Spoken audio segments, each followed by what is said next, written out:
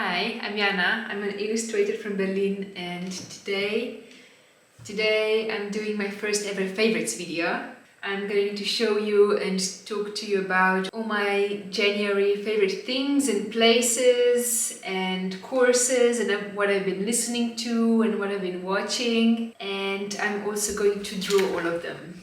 I was just thinking I really was missing the old school YouTube, and I think it's coming back a little bit. I really discovered so many good things from people doing these videos. From Christine, I've discovered so much good music. I always really enjoyed Madeline de la Rosa, recent favorites and monthly digests. And recently Emma Chamberlain has been doing them, so I thought I would do them as well, and because I'm an illustrator I will use it as a drawing exercise as well. I might even experiment with my style in each one of them a little bit. I think I just don't draw many things in general. I draw lots of people, animals, but just things I really don't draw that much, so I think that's gonna be good for me to work on and hopefully discover something interesting for you as well. Okay, where do I start? I'm gonna be using this as a cheat sheet. Okay, Aeropress. I bought this for Sebi for Christmas this year. I'm not too much of a coffee snob. I do enjoy nice coffee at the cafes, but at home I always just used instant coffee. I know, but since we got this, I've been using it all the time as well. It's just kind of fun to use. It's clean, it's kind of meditative with the grinding beans beforehand.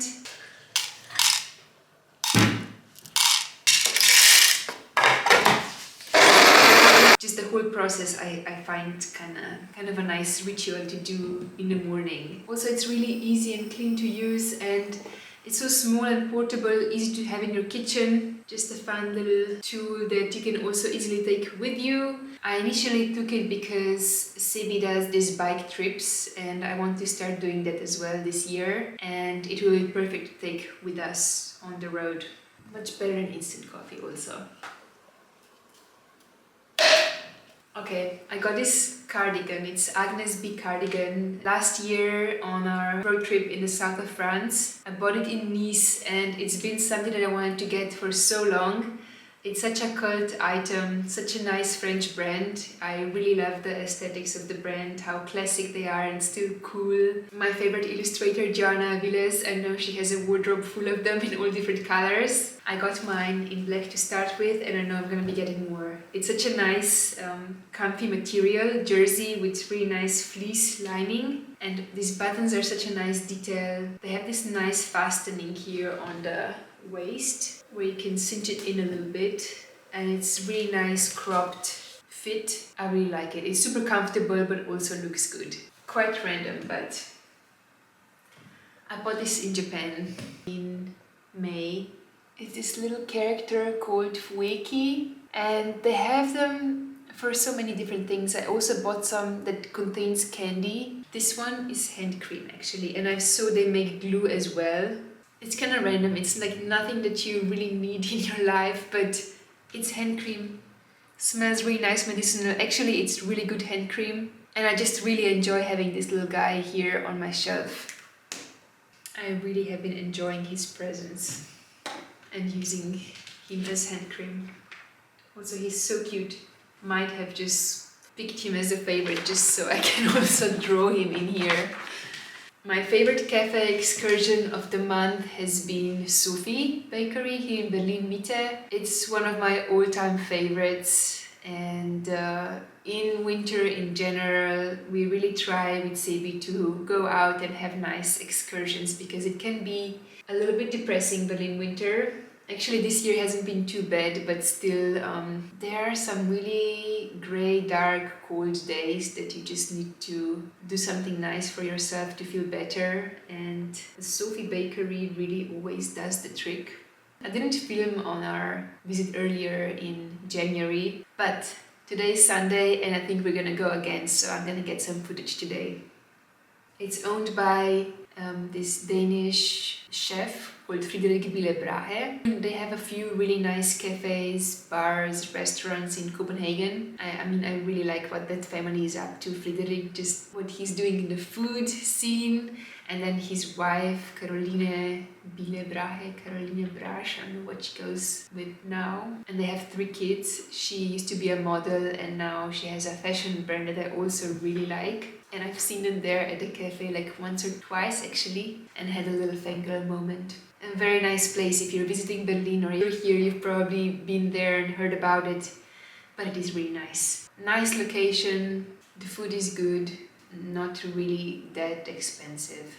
Also recently I did this mini porridge marathon. I drew this really nice girl and her boyfriend at Sophie at their favorite place. The best place you can sit at Sophie in my opinion also. Okay, my next favorite is the graphic design course that I've been taking by I Love Creatives. I decided to improve my graphic design skills because I will be looking for a new job this year. I've been working as a freelance illustrator with side jobs on the side, and this year I really just want to have something more proper. It would be great if I can use some of my illustration skills, combine with graphic design, and also I'm learning German. Looking for the graphic design course, I really wanted something where someone already prepares a curriculum for me and someone that can prepare me to work on real life projects.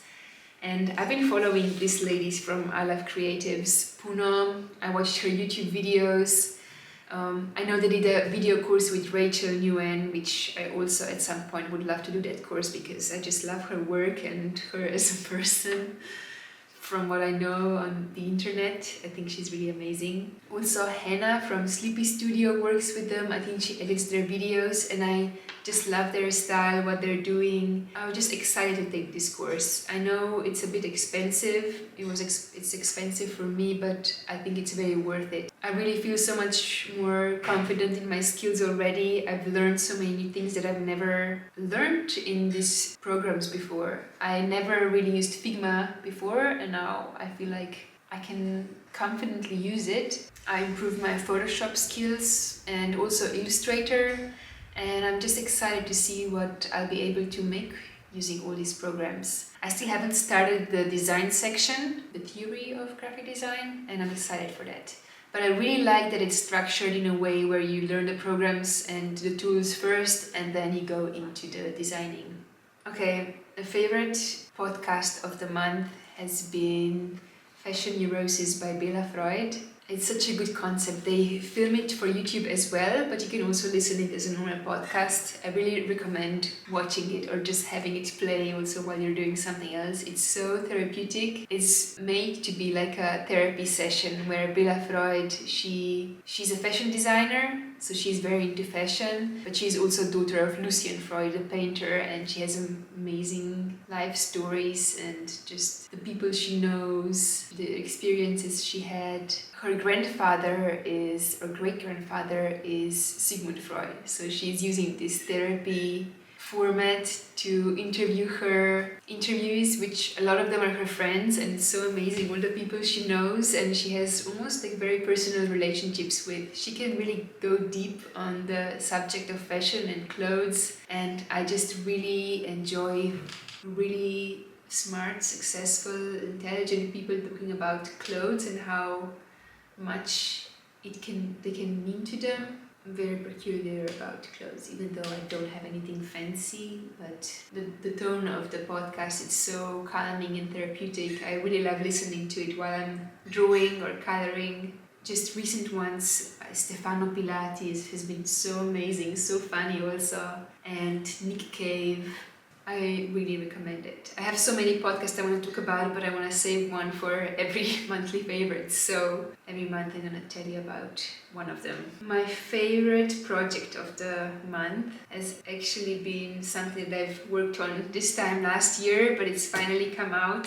It is my second children's book. It's published by Mish, Slovenian publishing house and written by Barbara Hanusch. It's kind of funny seeing it now in real life because it feels so long ago since I drew all these things. I'm still kind of new in this whole illustration thing. I guess it's been like 5 years, but every year I can see a difference in my skills. So now I know I would be able to do it so much better this year already. But I think it turned out really nice. I am proud of it. It's about these 4 boys that are her grandchildren, different things that they can do in the woods. Really reminds me of my childhood and spending summers with my grandparents in the mountains as well. Like so many things we also used to do. I like this illustration. This one at the time it was something like I wasn't used to like big compositions like this, so this one I really am happy how it turned out. I like this page also. I'll just show you some of my favorite pages. It is currently only available in Slovenian, but there are some translations in the back. So the writer Barbara Hanusch, she already made a book or 2 in this format, where in the back there are translations in Italian, Albanian, Bosnian and English, and also a little glossary. I think these languages are chosen because they're most common for expats and immigrants that come to Slovenia. I really want to illustrate more books. It is a nice project to be able to commit a couple of months to just one thing. I like this page also. I want to show you this as well, I just see it here. Sometimes it's really hard for me to decide on favorites, and Sibi gets annoyed because when I ask him about a favorite thing and he prepares things really hard, and then I come and then I have a list of favorites that I can't choose between. So I also want to show you another one. Sometimes I do wedding invitations. I did 2 drawings for my cousin's wedding in Florida, and I just made 2 illustrations and she wanted to do the design part herself. And I had no idea what she's going to make. I made a portrait of her 2 dogs and the house, her parents' house where the wedding is going to be. And then I got this in my mail the other day. I don't want to show you the information. I was so impressed to see my work like this. I never could imagine seeing my illustrations look so sophisticated, because this is how I see my illustrations, very colorful, kind of children friendly, but I didn't know they can be so fancy. This is a really nice thick paper, kind of embossed with this green color, and the dog drawings she used as a stamp. I really see so much more possibilities of how I can use my illustrations. It really opened my eyes to so many things that I could do that are not children focused. A really nice discovery. I'm going to finish this illustration now. This is just a sketch actually, but I was super happy with the outlines. It was kind of random that I just took normal copy paper and I did these quick ink sketches.